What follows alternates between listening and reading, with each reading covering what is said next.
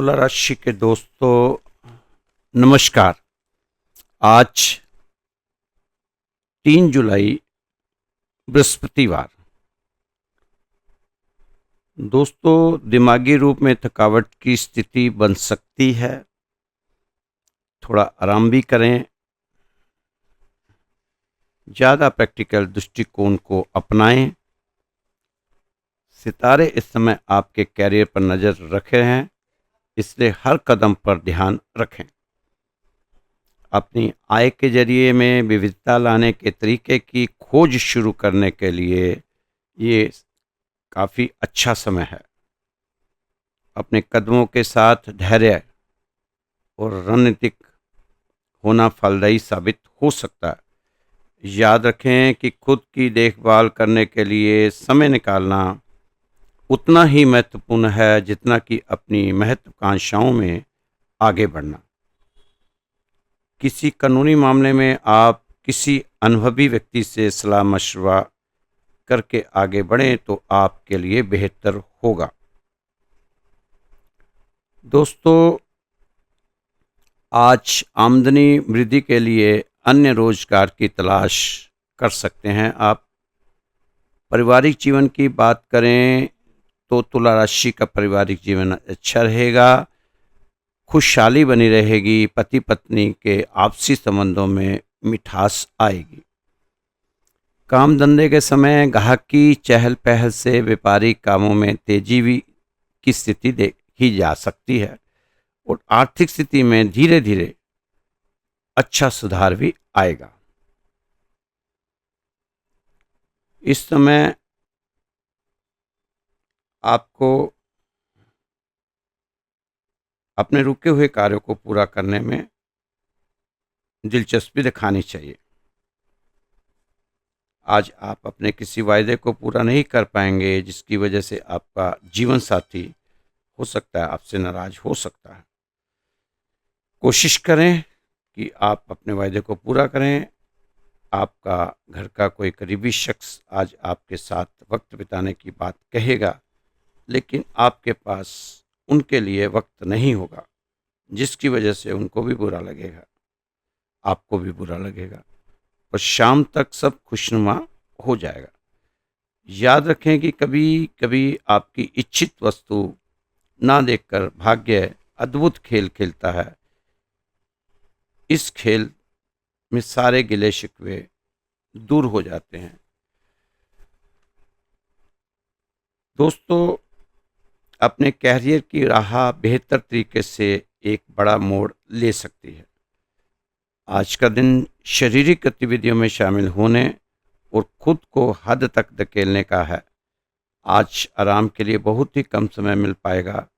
बेहतर परिणामों के लिए आप अपनी दिनचर्या में सुधार करेंगे। तुला राशि वाले जातकों को थोड़ी सी कमर दर्द की शिकायत रह सकती है।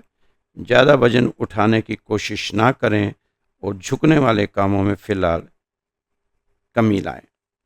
हनुमान चालीसा का पाठ आपको जरूर करना चाहिए, क्योंकि हनुमान चालीसा के पाठ से आपको काफ़ी कुछ राहत मिल सकती है। दोस्तों, ये समय आपके लिए मिला जुला रहने वाला है। आप सभी को साथ आदर सत्कार बनाए रखें। नौकरी कर रहे जातक अपने कार्य क्षेत्र में अपने दिए गए कामों पर समय पर पूरा करने की कोशिश जरूर किया करें। क्षणिक आवेश में लिया गया निर्णय आपको हानि पहुंचा सकता है और आपका मन खराब हो सकता है। आस पड़ोस में हो रहे वाद विवाद में पड़ने से बचें, नहीं तो आप किसी मुश्किल में फंस सकते हैं। दोस्तों, आप तो अपनी मीठी वाणी के कारण सभी लोगों से अपना कार्य आसानी से करा पाएंगे। बस आपको मधुर भाषा में सबसे बात करनी चाहिए। किसी से भी कठोर भाषा में बात ना करें। सरल होकर रहें। सरलता के साथ आप सभी काम सबसे निकलवा सकते हैं। घरेलू जिंदगी सुकून भरी और खुशनुमा रहेगी। दिक्कतों का तेजी से मुकाबला करने की क्षमता आपको खास पहचान दिलाएगी।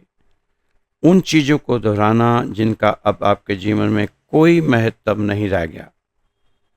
बार बार ऐसी चीज़ों को मत दोहराएं, अतीत को भूल जाएं तो आपके लिए ठीक होगा। अतीत को भुला देना, बिना वजह आप अपना वक्त बर्बाद करेंगे अतीत में जा जा जा कर। जो होली सो होली, अब उसको याद ना करें, अतीत को ना कुरे दें तो ज़्यादा अच्छा रहेगा। जितना कुरे देंगे हाथ में कुछ नहीं आएगा सिवाय परेशानी के।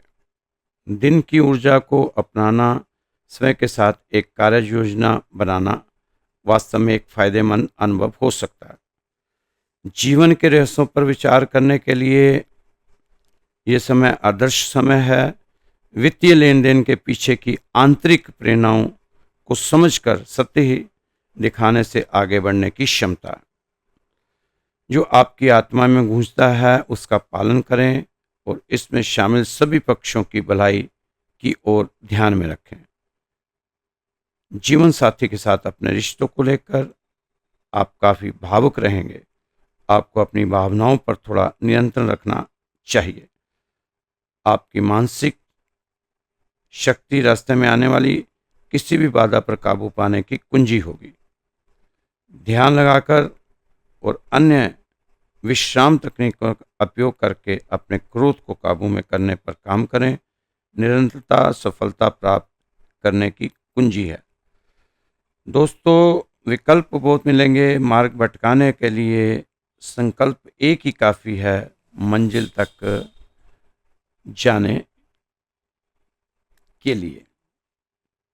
इस समय आपको सभी विकल्प पे गौर करना होगा और जो विकल्प आपको आपकी मंजिल तक ले जाए उसी के साथ ही आपको चलना होगा। दोस्तों, हमेशा आपके विश्वास पर खरा उतरूंगा।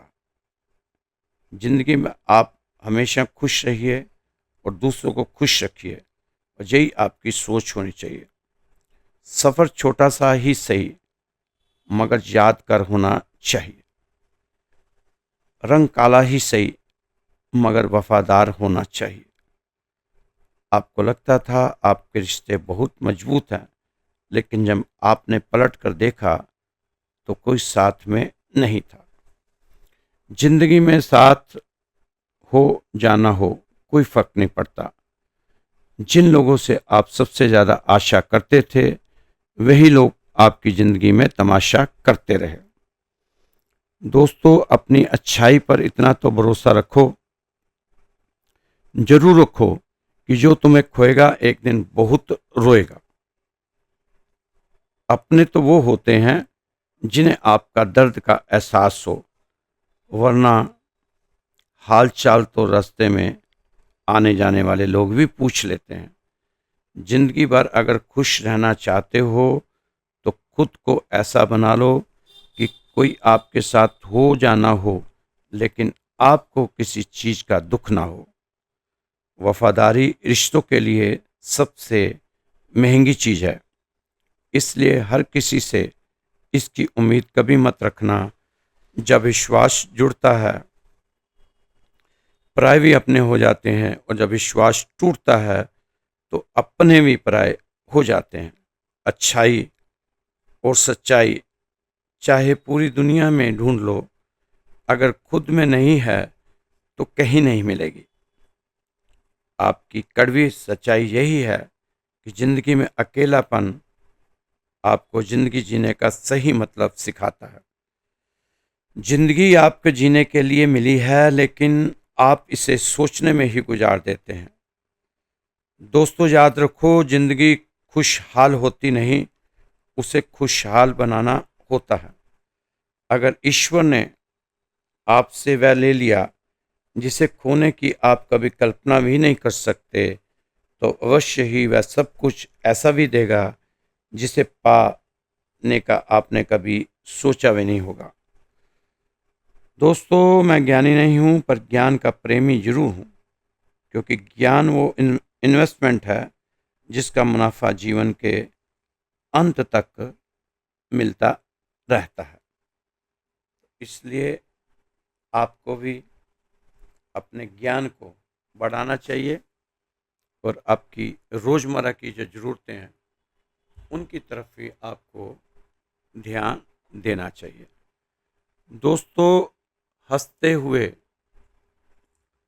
हुए जख्मों को भुलाने लगे हैं हम, हर दर्द के निशान मिटाने लगे हैं हम। अब और कोई जुल्म सताएगा क्या भला, जुल्म सितम को अब सताने लगे हैं हम।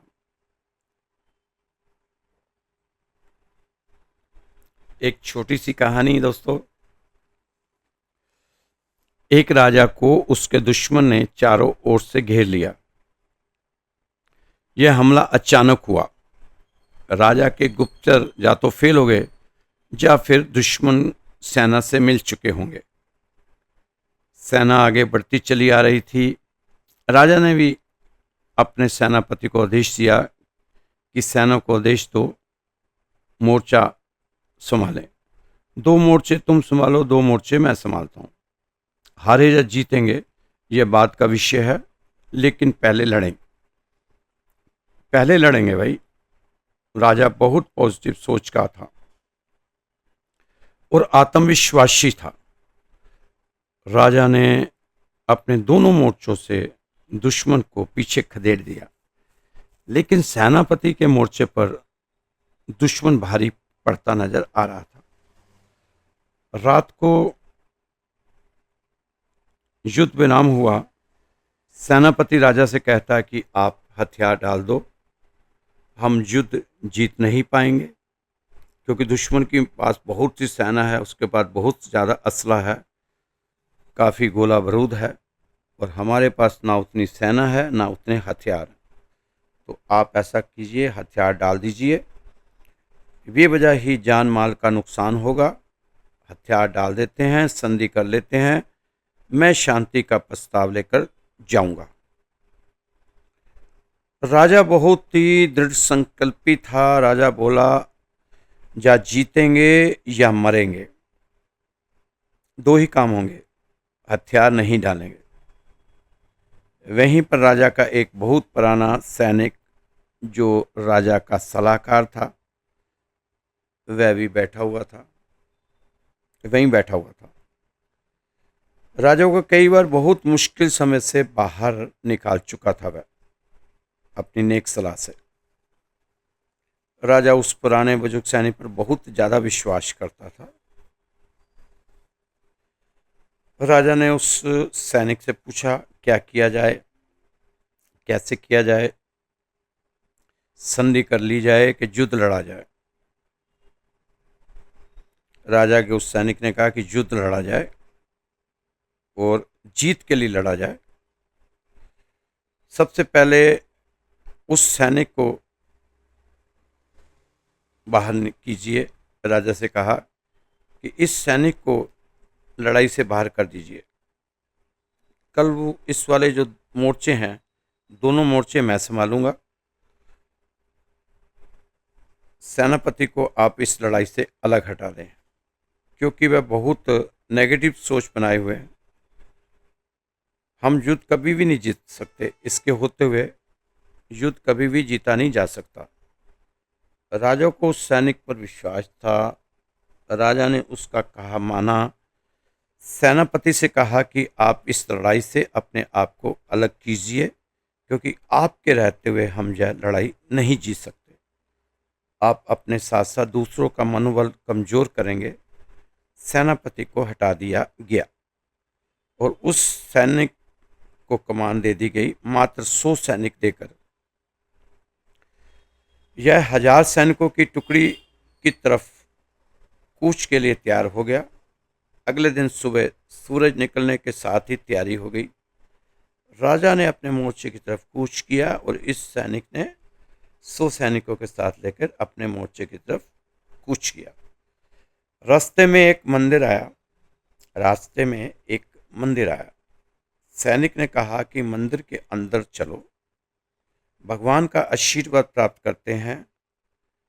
मंदिर में जाकर मूर्ति को प्रणाम किया और एक सिक्का जेब से निकाला और सभी सैनिकों के पास बुलाया।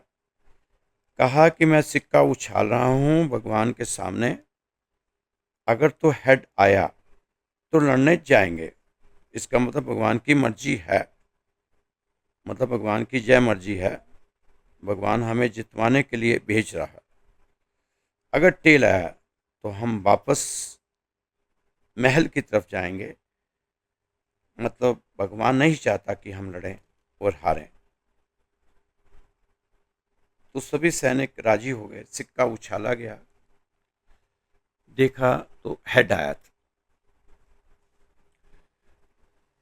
अब सेनापति ने कहा कि अब हमें दुनिया की कोई ताकत युद्ध में नहीं हरा सकती, क्योंकि खुद भगवान की मर्जी है कि हम युद्ध जीतेंगे।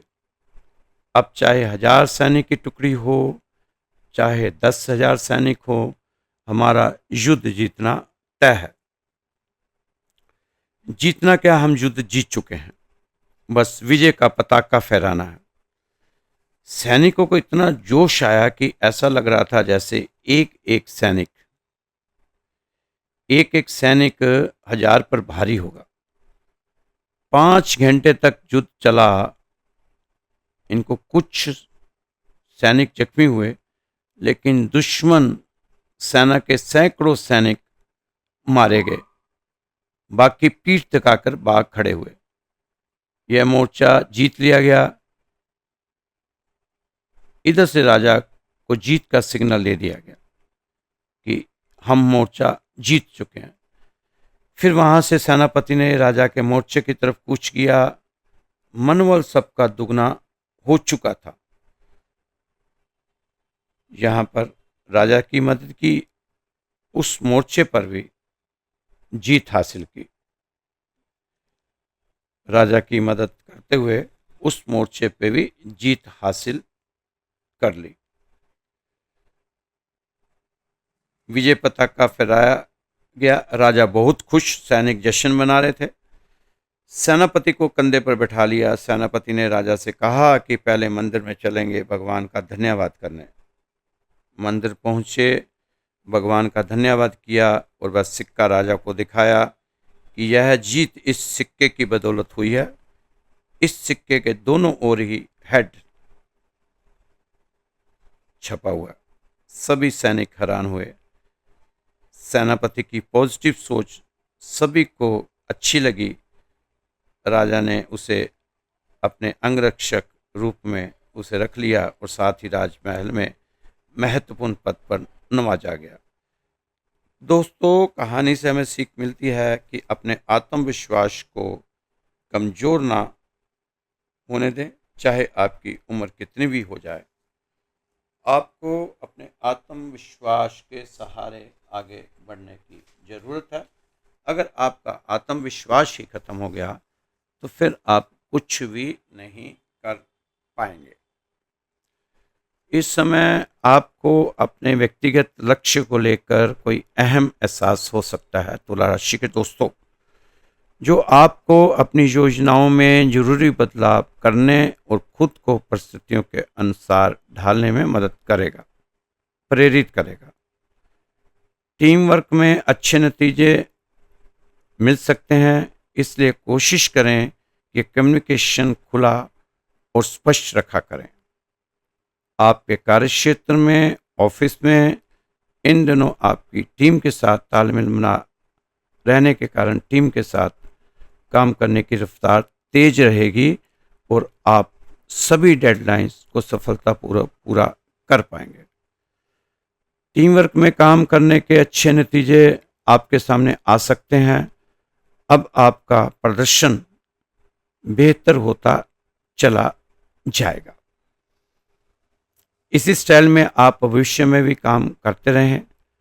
यह आपकी राशि को रास आएगा।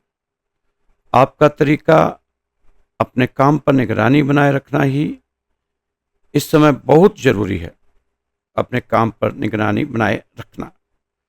इस समय आपको शक्कर, चांदी, गुड़, चावल, टीचिंग, वस्त्र, स्त्रियों के वस्त्र, सौंदर्य सामग्री, इत्र, उपकरण, मरम्मत करना, प्रॉपर्टी एजेंट, मैनेजमेंट, कंप्यूटर का व्यापार जो लोग करते हैं फायदा उठा सकते हैं। नेता और पत्रकार बेहतरीन नतीजे पा सकते हैं। अब जैसे जैसे समय आगे बढ़ता जाएगा, चीज़ें बेहतर होती चली जाएगी। उग्रता तथा जिद्दी स्वभाव नुकसान दे सकता है। शीत क्रोध के कारण विवाद की स्थिति ना उत्पन्न होने पाए, इसका ध्यान रखना जरूरी है। थोड़े शक करने की वजह से आत्म सुख और पारिवारिक सुख की कमी आ सकती है। आप अपने शक को प्यार से जीतने का प्रयास करें। जिस पर भी आप शक करते हैं, उसे धीरे धीरे अपने प्यार का एहसास दिलाएं।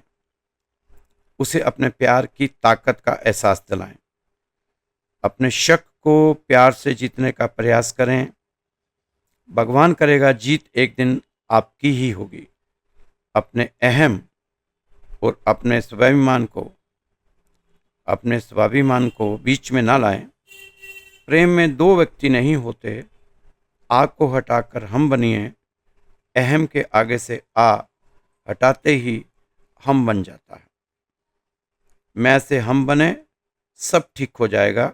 एक दूसरे से बातों को छिपाना बंद कर दें और खुलकर हर चीज में अपने पार्टनर के निर्णय का स्वागत करें। तो दोस्तों, अपने आप को इस समय